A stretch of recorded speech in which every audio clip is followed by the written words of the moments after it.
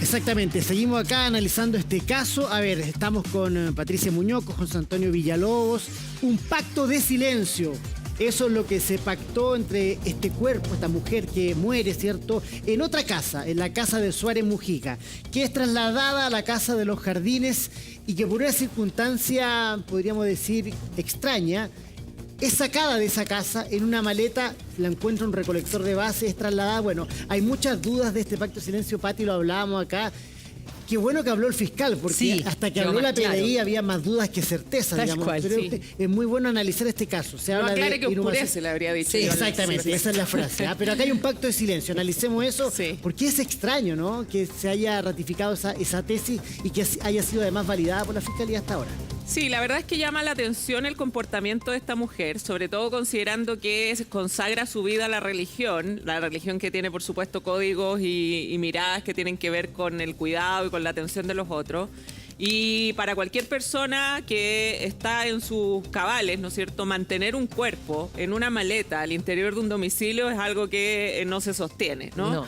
Y por eso el fiscal Lana, que afortunadamente habló porque logró explicar con claridad qué era lo que había pasado, en definitiva lo que sostiene es que todavía esta indagación está abierta. Lo que sí quiero hacer es una referencia, y con José Antonio lo podemos comentar, que un delito del que se ha hablado tiene que ver con la inhumación ilegal. Sí. Ese delito exige que tú entierres a alguien. Que aquí no pasó. En circunstancias que no son legales, por decirlo así. Todo indicaría que eso no ha ocurrido, pero hay otro delito que se llama ultraje al cadáver. Y que contempla, que no lo dijo, la posibilidad de que tú seas sancionado por haber manipulado restos humanos sin, obviamente, lo que debía hacer, que era avisar a la autoridad que había muerto la persona. Esas son las infracciones que habla, infracciones sanitarias, este es un no dar delito. cuenta Otra cosa son las infracciones del Código Sanitario, que sin duda aquí ocurren, porque tú tienes que avisar cuando una persona muere para que se emita el certificado de función y se produzca la inhumación legal, ¿no es cierto? Entonces, podría darse el delito de ultraje de cadáver, que es el artículo 322 bis del Código Penal, en su numeral 3, y probablemente es una de las posibilidades que el fiscal Lanas esté indagando una vez que, ojo, se reciban las respuestas periciales, porque acá lo clave es determinar por el servicio médico legal la causa de muerte. Claro. Y que no haya habido, como decía el fiscal Lanas y José Antonio también lo indicaba, por ejemplo, un proceso de intoxicación de ese cuerpo. Que no sea visible físicamente. Ahora, ultraje de cadáver. Sí. Pregunto, porque hasta ahora lo que habíamos visto acá en casos como este era que era relevante cómo muere una persona, pero si después hacían esto o aquello, no era tan relevante en términos del proceso, pero ahora hay un ultraje de cadáver. Ultraje de cadáver, que es un delito que me llama la atención. Uno en general explica eso cuando, por ejemplo, se ha producido el homicidio y además se ha descuartizado el cuerpo. ¿Ya? Eso no se constituye en un delito en sí mismo, sino que en general uno lo califica como agravante para aumentar la pena del homicidio. Que dijo que no se había desmembrado el cuerpo. Ya, pero acá en primer término tenemos que no se desmembró, y en segundo término este es un delito distinto, independiente y solo, que habla en su hipótesis de aquel que manipulare restos humanos o las cenizas. Entonces, si estamos hablando de una persona que, de acuerdo a lo que el fiscal Lanas sostiene, murió en un domicilio de Suárez Mujica, esta monja va a buscar ese cuerpo, lo traslada en una maleta hasta su domicilio y lo mantiene en ese lugar en la maleta, en una bodega. Es evidente que desde mi perspectiva, y no sé si José Antonio la comparte, manipuló un cadáver, ¿no? Ahora, me parece importante que nos digas qué penas tiene el ultraje al cadáver, porque la inhumación ilegal de la cual habló el fiscal Lanas decía 61 días a 42, y por eso explica que la religiosa no se iría detenida, además no tiene antecedentes, no hay probabilidad que se escape, dijo, no sé para qué ahí nos explica. Sí, la pena del ultraje a cadáver es de 541 días a 3 años. O sea, es un grado mayor que la de la inhumación ilegal. Pati, pero por eso hay que ver bien los antecedentes y lo que se Para extender el análisis acá también con José Antonio Villalobos. Yo puedo, a ver, que acá sentí yo, una apreciación personal, ustedes podrán estar en contra, pero sentí yo que se trató esto como la pobre abuelita, la monjita que tenía un pacto de silencio. Yo puedo tener un pacto de silencio con un amigo, hacer lo mismo que hizo la monja y me voy preso al tiro, digamos. No sé si es una apreciación personal mía, pero se trató con una Hablaba de la abuelita, sí. ¿Cierto? Como que se trató de una forma distinta a algo que me parece a mí que igual es grave, digamos. Eso debe tener una explicación, ¿no? Que tiene que ver un poco con las diligencias que han realizado la policía con la fiscalía. Han llegado, por lo menos en esta etapa preliminar, a un convencimiento que la historia ocurrió de la forma en que ella la contó en su declaración. Claro. Por eso la reacción tiene que ver con no obtener una orden de detención, porque además permitió el ingreso voluntario de la policía a la casa de habitación donde probablemente se encontraron hallazgos. Entonces, toda esta suerte de colaboración que ella hace en términos de declarar, de permitir el ingreso al domicilio para que se realice un procedimiento, está en sintonía con esta tesis que la Fiscalía tiene, que aquí probablemente no hubo un homicidio, no hubo intervención de terceras personas, por lo menos preliminarmente. Esto se tiene que determinar posteriormente con el Servicio Médico Legal, donde van a hacer un análisis posterior minucioso de cuál es la causa de muerte que hoy día no se tiene. Entonces, en base a eso, y como las penalidades no son altas, efectivamente las penas parten en 61 días y terminan en 540 días. Ahora, Salvo el ojo, la delito que señala dice, Pati. que no Sí. la dijo el fiscal, pero la que dice la Pati de ultraje al cadáver no, Sí, es mayor. esa parte es mayor, pero finalmente tampoco. no es la tesis de la Fiscalía. No están hablando que están indagando aquello. O sea, la tesis de la Solamente Fiscalía ya la resolvió el caso. la inhumación ilegal, que en principio no existiría porque no Claro. hay un entierro. Y probablemente pueden haber infracciones administrativas sancionadas por el Código Sanitario.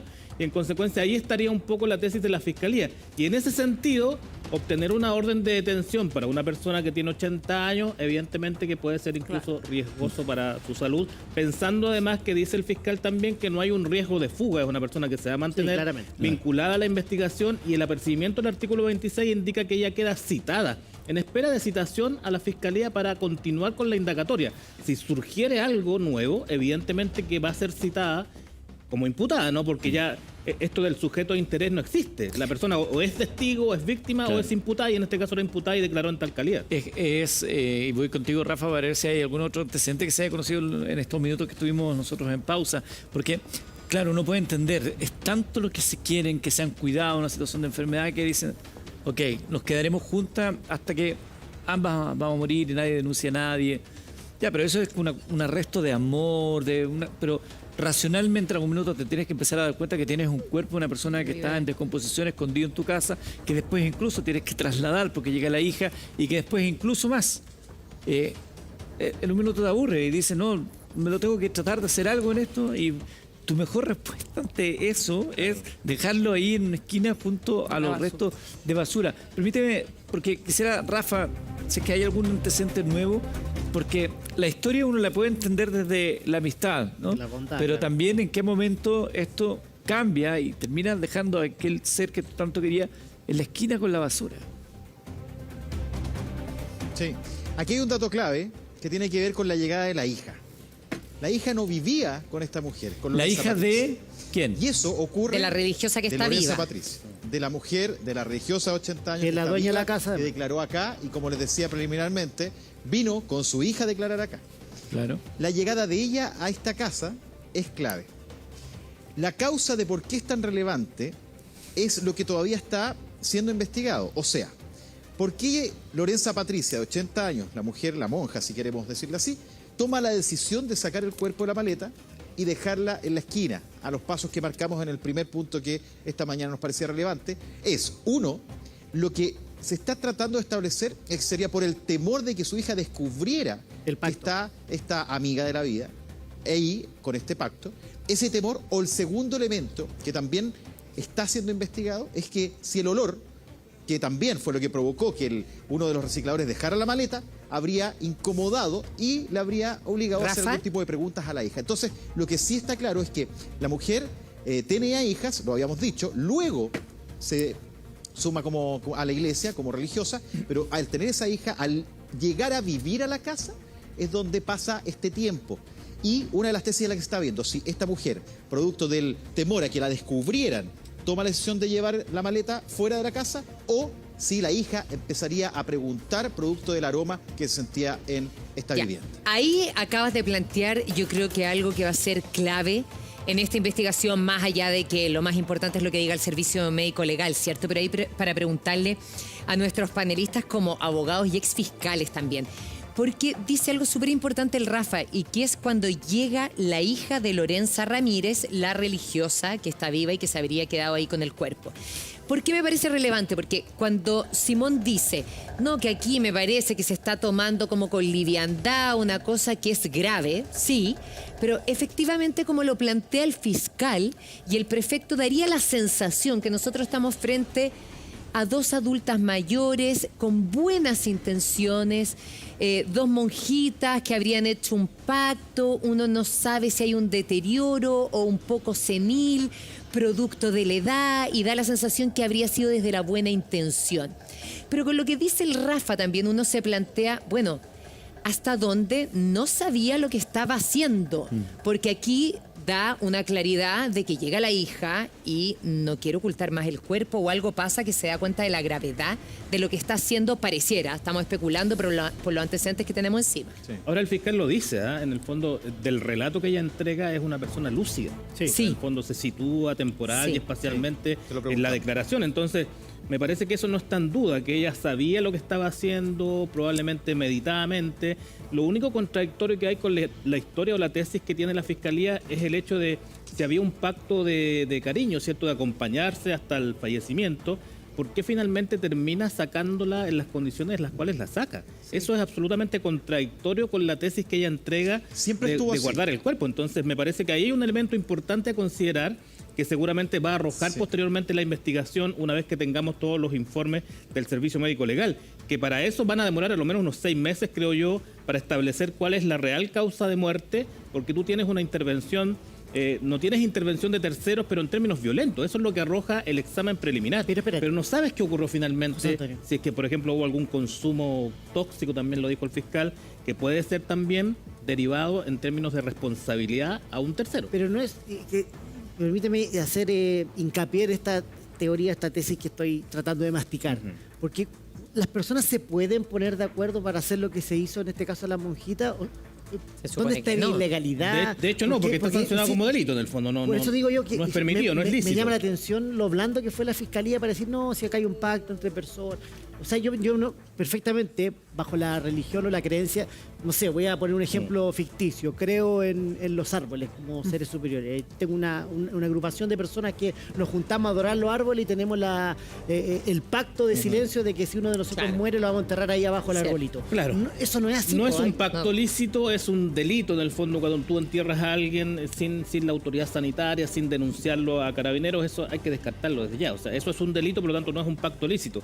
Lo que tiendo a pensar es que la fiscalía en la tesis que ella entrega efectivamente la corrobora con los antecedentes que hay Ah, claro. en el allanamiento, en la entrada y registro, los antecedentes que levantó probablemente en todas las comunicaciones o testigos o testimonios que levantaron. Entonces, por eso se convence de esa tesis que es a lo menos preliminar. Resuelve el caso, digo. Lo resuelve preliminarmente porque ella queda en espera de citación de una investigación que recién comienza. Si, Claro. ese es el punto. El hecho que no haya sido detenida o que no haya sido formalizada inmediatamente no descarta que más adelante pueda haber una formalización por una inhumación ilegal que tiene una pena baja que probablemente ya tenga también una sanción en aquella oportunidad.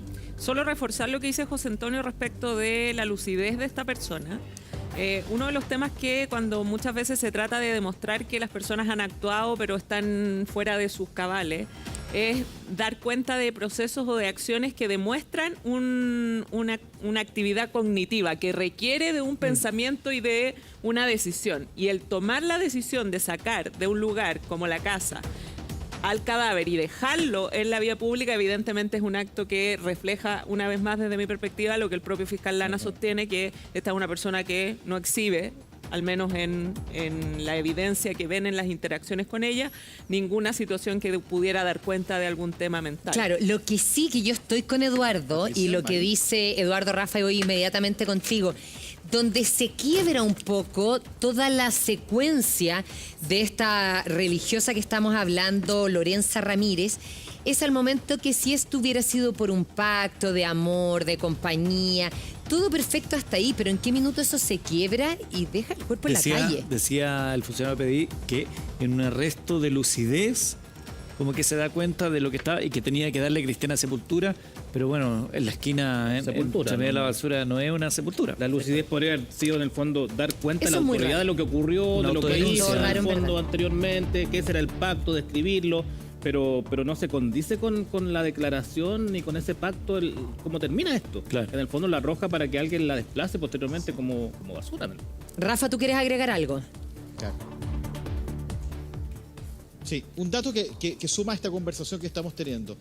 A ver, aquí hay que decir que hubo 2 traslados de la maleta.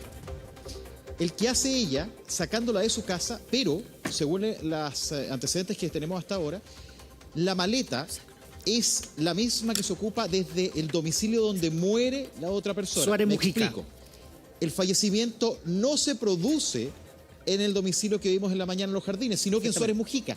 Y el cuerpo habría sido trasladado desde Suárez Mujica hacia esta casa. Por lo tanto, hay 2 recorridos. El punto es cómo llega esa maleta allá, y el peritaje clave, me parece, que tiene que determinar el Servicio Médico Legal, es la causa efectiva de que hay una enfermedad que sería la causa de muerte. Y ahí es donde se empezaría a aclarar todo esto. Y muy de acuerdo con lo que plantean, lo decía el fiscal Lanas también, hasta ahora es eso, hasta ahora se entrega la información, hasta ahora se le nombra, incluso decía Simón, y le llama la atención como incluso en algún momento abuelita, pero Claro. todo puede cambiar en el momento que el Servicio Médico Legal establezca Sí, otra causa claro. de muerte o algo inconsistente con la declaración que hizo ella, que con su hija vino para acá, y la hija es clave, probablemente un testimonio que nuevamente podrá ser revisado si la indagatoria sigue. Es interesante lo que vaya a ir conociéndose este caso. Cuando se conozca la causa de muerte, da la sensación de que efectivamente habría sido una enfermedad, la religiosa que ha colaborado. No sé, como que uno no ve una persona que venga de una banda de crimen organizado, No, claro. y que se está descartando, ¿no? Como un testimonio que parece más o menos verídico respecto al hecho. Claro, es inusual, Pero igual no Simón tiene un punto de corresponde. que comete un delito y, No, por y supuesto. desde esa perspectiva no le como- quita. Y ahí Claro. todo ante la ley es justa, es pareja y es para todo. Está con nosotros